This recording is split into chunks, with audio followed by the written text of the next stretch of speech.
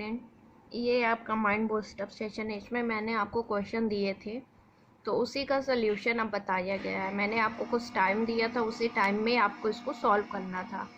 तो चलिए पहला क्वेश्चन देखिए, निम्नलिखित में से किससे विभाज्य। तो आप इसको करने के लिए क्या करेंगे, 2 की पावर 51 कॉमन ले लेंगे। अब आपका क्या बचेगा, 2 की पावर 0 यानी 1 प्लस 2 की पावर यानी 2, 2 की पावर 3 यानी 8, 2 की पावर 2 बचेगा यानी 4 बचेगा, 8 बचेगा और 16 बचेगा। तो ये क्या आया, 2 के पावर 51, इसको ऐड करिए आप, क्या आएगा आपका 31। अब देखिए यहाँ पे ऐसा कौन सा नंबर है जो 31 से डिवाइड हो, ठीक है। तो देखिए आपका कौन सा हो जाएगा, 124। तो आंसर आपका क्या हो जाएगा, 124 हो जाएगा। नेक्स्ट क्वेश्चन, कभी भी इस तरह का क्वेश्चन आए तो आप इसको क्या करेंगे, आप इसको क्या लिख सकते हैं, 3 गुणे 5, 5 गुणे 7, 7 गुणे 9, 9 गुणे 11 और 11 गुणे 13।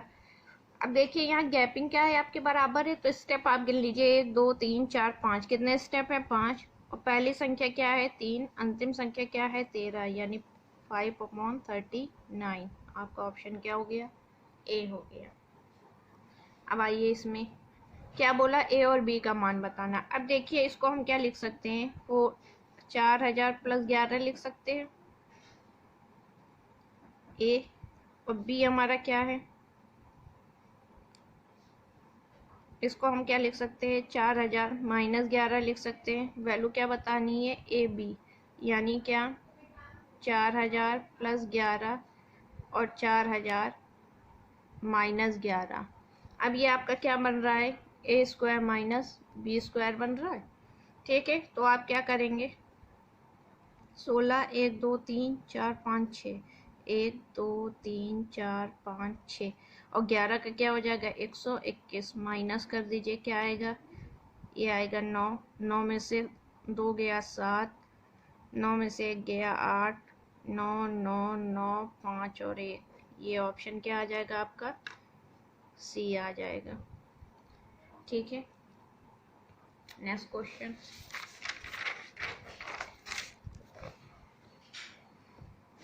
यदि x बराबर 2 प्लस रूट 3।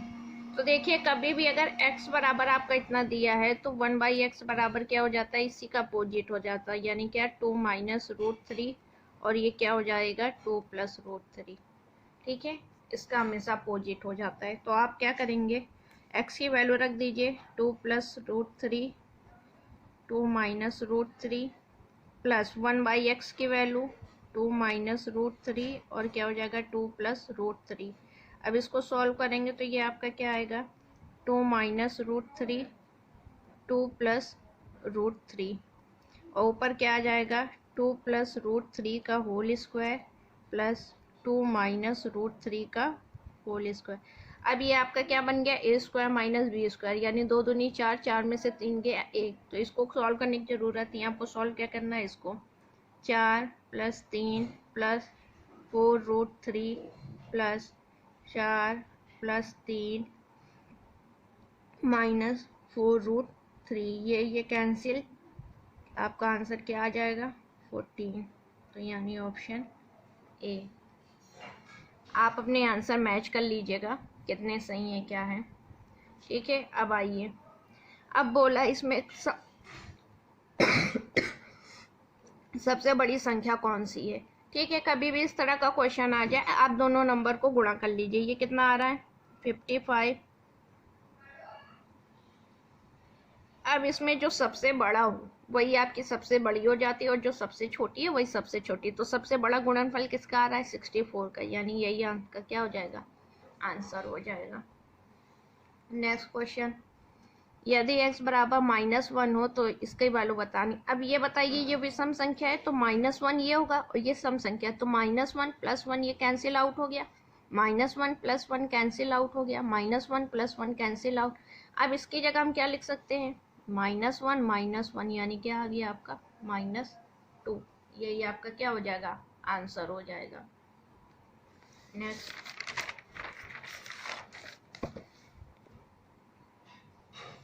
अब देखिए बोला है एक व्यक्ति अपनी संपत्ति का 40% अपनी पत्नी को तथा शेष बच्चों को देता है। तो जब 40% वाइफ को दे देता है तो शेष कितना बचेगा? 60% बचेगा। जो बच्चों को देगा, बोला है बच्चों के पास पत्नी को दिए गए धन का कितना प्रतिशत है।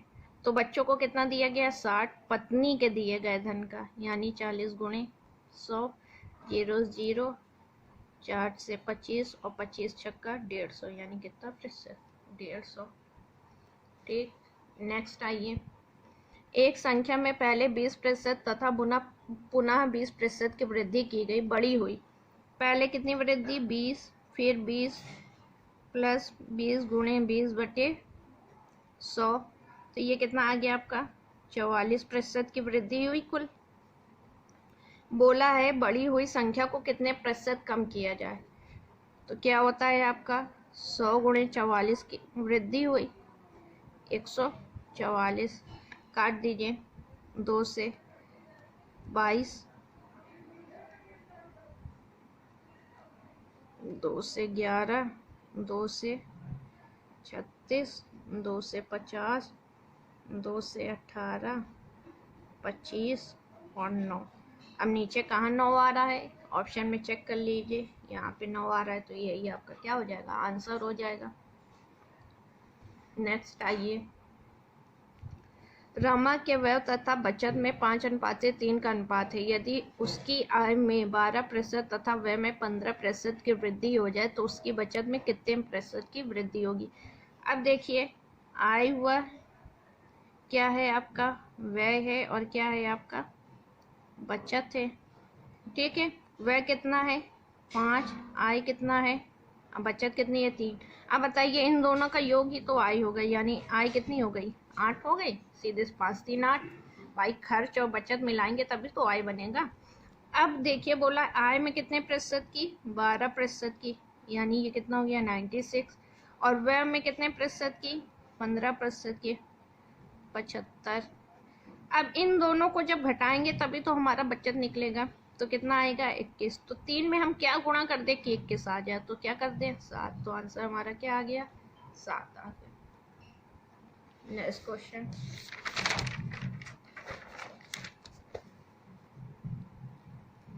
ठीक है, नेक्स्ट लिखिए। राम अपने वेतन के 14% की बचत करता है जबकि श्याम 22% की बचत करता है। यदि दोनों समान वेतन पाते हैं और श्याम 1540 रुपए की बचत करता है तो राम की बचत कितनी होगी। तो अब चलिए देखिए, राम का निकालते हैं। 14/100, तो ये उसकी क्या हो गई? इनकम हो गई, और ये क्या हो गई? उसकी सेविंग हो गई।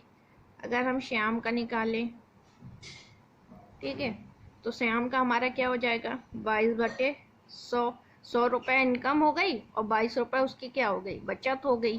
ठीक है, अब देखिए दोनों की इनकम सेम है। जब इनकम दोनों की सेम है तो हमको कुछ चेंज करना ही नहीं है। और श्याम 1524, 22 रुपये ना बचा के कितना? 1540 रुपये की बचत करता है। ठीक है, तो कितने का गुणा कर देंगे? 70 रुपये का। तो बोला है राम की बचत, तो यहाँ पे भी 70 रुपये का गुणा कर दीजिए। तो 0 980 रुपये। आपका आंसर क्या आ गया? 980 रुपये। नेक्स्ट आइए। एक परीक्षार्थी को किसी परीक्षा में 20% अंक प्राप्त हुए और वह 30 अंकों से फेल हो गया, किंतु यदि वह 32% अंक प्राप्त करता तो उसे न्यूनतम उत्तीर्णांक से 42 अंक अधिक प्राप्त होते। तो उत्तीर्णांक की प्रतिशतता ज्ञात करें। तो चलिए देखिए इसको। अगर 20% पाता है तो कितने अंक से फेल होता है? 30 अंक से। तो 30 जोड़ देंगे तभी तो पास होगा। दूसरी कंडीशन क्या बोल रहा है? 32% पाता है और कितना ज़्यादा पाता है? 42। तो जब 42 घटाएंगे तभी होगा। 12% बराबर हमारा कितना हो गया? 72। तो 1% बराबर कितना हो गया?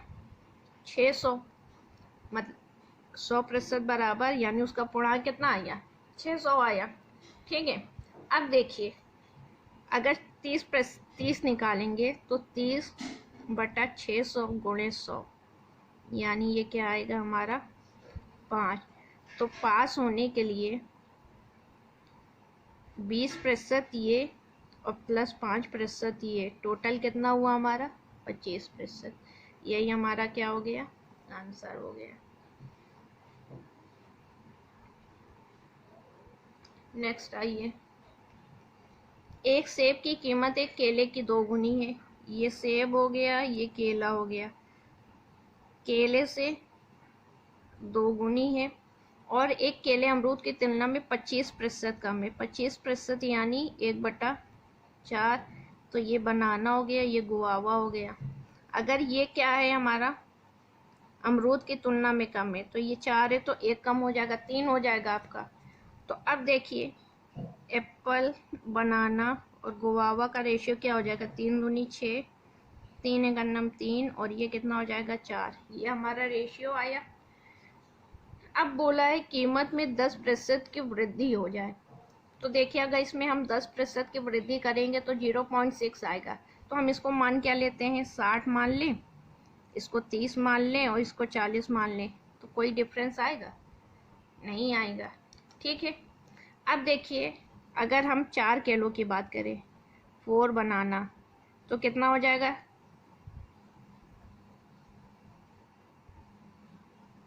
120। 2 सेब 2 एप्पल की बात करें, 6 दूनी 12, 120 और 3 अमरूद की बात करें तो कितना हो जाएगा 120। टोटल हमारा कितना हुआ 360 हुआ। ये पुरानी वाली कीमत है। अगर 10% की वृद्धि करें, इसमें हम 10% की वृद्धि करें तो ये हमारा कितना हो जाएगा 66, ये कितना हो जाएगा 33 और ये कितना हो जाएगा 44। तो नया वाला क्या हो जाएगा, न्यू हमारा क्या हो जाएगा 4 बनाना यानी 33 गुणे 4। फिर क्या बोला है 2 सेब 2 एप्पल यानी 66 इंटू 2 और क्या बोला है 3 गुआवा यानी 44 इंटू 3। ये कितना आएगा 132 132 132। अब ये इसका सम हमारा कितना आया बताइए, 396 आया। तो बोला कीमत कितने प्रतिशत बढ़ जाएगी। नई कीमत ये है और पुरानी ये कितनी बढ़ी, 36 360 गुणे 100, 0 से 0, 36 से 36, तो कितनी प्रतिशत बढ़ेगी 10% बढ़ेगी। और यही हमारा क्या हो जाएगा आंसर हो जाएगा। ठीक है, पहला option will be right answer. Next,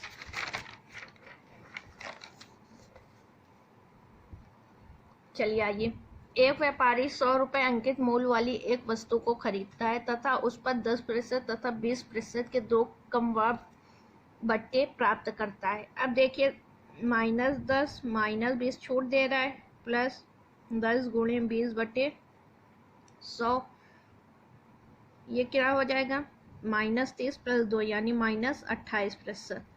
कि ये क्या दे रहा है छूट दे रहा है। तो 100 रुपये में जब 28 रुपये की छूट देगा तो आपका क्या हो जाएगा, MRP आपका क्या है 100 रुपये और खरीद रहा है CP 28 रुपये की छूट दे रहा, भाई दूसरा व्यक्ति खरीद रहा है तो ये आपका क्या हो जाएगा 72 रुपये। ठीक है, उस वस्तु को ले जाने पर वह क्रय मूल्य का 10% व्यय करता है। अब 72 रुपये में उसने खरीदा, 72 रुपये में खरीदा और 10% का उसने अधिक व्यय किया यानी कितना 7.2। तो उसने कितने में खरीदा 7.2 79.2 रुपीज़ में। ठीक है, उसका CP क्या हो गया 69.2 और उसको कितने लाभ में बेचना है 15%। तो 79.2 का 15% लाभ यानी 115/100। इसको सॉल्व करेंगे आपका आएगा 91.08 रुपये। यही आपका क्या हो जाएगा आंसर हो जाएगा। क्वेश्चन पढ़ के समझना सीखिए, अगर क्वेश्चन आपको पढ़ना आ जाएगा तो कुछ भी नहीं है। नेक्स्ट आइए, एक व्यापारी 950 रुपये अंकित मूल्य वाला एक पुराना कूलर खरीदता है। अब देखिए अंकित मूल्य कितना है 950 तथा इस पर 10% का बट्टा भी देता है। अब 10% को हम क्या लिख सकते हैं 1/10। अब MRP क्या है आपकी 10 है और खरीद कितने में रहा है 10% की छूट यानी 9 पे। अब ये 10 रुपये ना होके कितना है 950, कितने का गुणा 95 का, तो यहाँ पे भी कितने का गुणा 95, तो ये कितना हो जाएगा 855 रुपये में खरीदा। 855 रुपये में खरीदा और 45 रुपये व्यय किया, तो इसमें 45 आपका ऐड हो जाएगा, यानी ये कितना हो जाएगा 900 रुपये। उसका कितना पड़ा 900, उसको लाभ कितना चाहिए 25, तो 900 का 125 बटे 0 काट दीजिए, क्या आ जाएगा 1125 रुपये, तो उसका विक्रय मूल्य क्या हो जाएगा 1125 रुपये। यही आपका आंसर। तो ये था आपका माइंड बूस्टअप सेशन, इसको देख लीजिएगा, सॉल्व करिएगा अच्छे से, ठीक है। क्वेश्चन को पढ़ना सीखिए, क्वेश्चन कैसे होता है, और चैनल को लाइक एंड सब्सक्राइब कर दीजिए। Thank you.